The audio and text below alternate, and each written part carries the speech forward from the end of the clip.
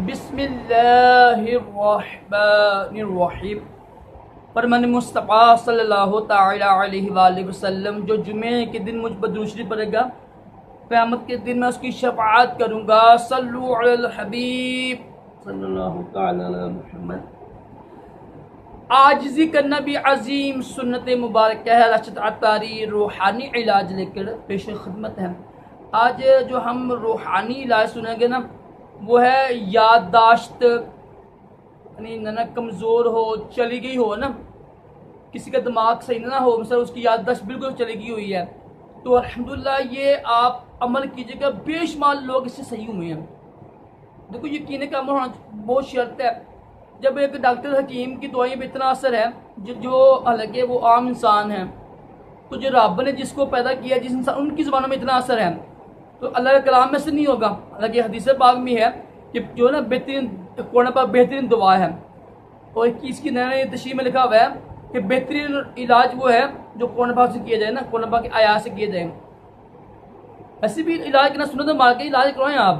तो ये कोरोना पाक की आयात 2 पढ़ें आप, इंशाल्लाह इसकी बरकत से क्या होगा कि जिनकी ना याददाश्त तलीकी हुई है ना, कमज़ोर है, ख़ासतौर बच्चे जो हैं, जो जिनका दिल नहीं लगता पढ़ाई में ना, कमज़ोर हो गए हैं, वो लाजमी ये करें। इस सूरत है ना, सूरत कुबीरत भी कहते हैं इसको, सूरत अल-तकूर भी कहते हैं। ये ना पारा नंबर 30वां सूरत है। सूरत का नंबर जो है ना 81 नंबर सूरत है। पारा नंबर पता है 114 सूरत है ना, सूरत नंबर 81 है। ये पारा नंबर 30वां पारा, 30वां पारा है। 30वां पारा आप खोलेंगे ना, एक सूरत गई, 2 सूरत गई, 3 सूरत, 3 सूरत के बाद जो सूरत आती है ना, वो सूरत है ये, ठीक है। ये शम्स कुबीरत, तो ये सूरत है ना, इसकी आयत नंबर ना 20 और 21, ये आपने पढ़नी है ताक अदाद में, जितनी मर्जी पढ़ सकते हैं। आपकी 11 बार पढ़ लें, 25 बार, 41 बार, 63 बार, वो आपकी मर्जी है। 313 बार ताक में, ठीक है। दोबारा सुन लें, जिनकी होता है याददाश्त चली गई है ना, कमज़ोर है, अभी दिमागी कमज़ोरी है, किसी किसी को दिमागी कमज़ोरी है ना, वो कुरान पाक की आयत नंबर 81 के कुरत, इसके ना तकूरी भी कहते हैं, और भी इसके नाम का 2-3 नाम है, 2 नाम है इसके। कहाँ मिलेगी आपको? सूरत नंबर है 81 और पारा नंबर 30 पारा, 30वां पारा है। 30वें पारा जाएंगे ना आप, 30वें पारा को खोलने की आप, एक सूरत गई, 2 सूरतें, 3 से 3 जो है छोटी सूरत, चौथी सूरत आएगी आपकी ये शम्स कुबीरत। ये सूरत है ना, इसकी आयत नंबर 20 और 21। इन 2 आयतों का ना आपने ताक अदा में पढ़ना है। जरूरी नहीं है बहुत ज़्यादा पढ़ें आप, बड़ा 7 बार भी 7 पढ़ लें आप, 3 बार पढ़ लें, वो आपकी मर्जी है। कुरान पाक की आयात हैं, जितने ज़्यादा पढ़े उतना ज़्यादा सवाब होगा, ठीक है ना।